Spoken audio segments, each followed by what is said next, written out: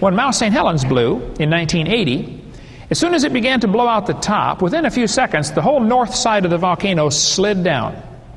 As this mud went sliding down at about 100 miles an hour, it uncorked the volcano and the steam and ash came shooting out.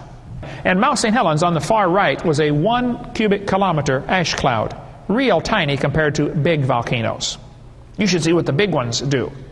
It was considered a tiny volcano, but the ash that came flying out stratified into layers.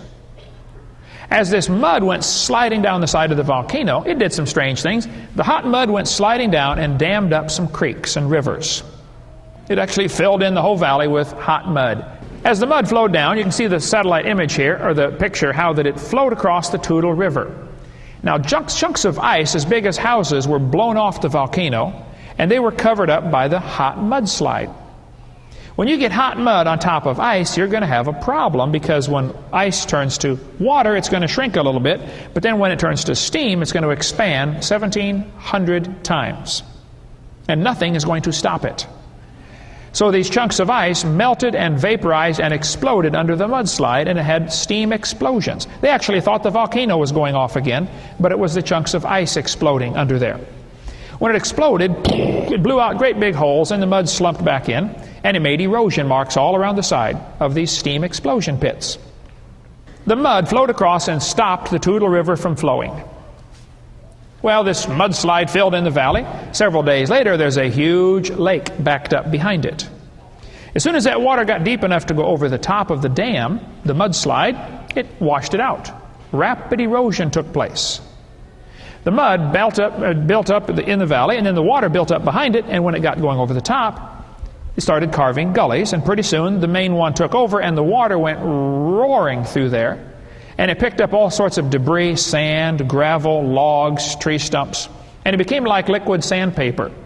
It went roaring through the crack, and it carved out a massive canyon 1,000 feet wide, 140 feet deep, and 2,000 feet long, and it carved it out in about 15 minutes.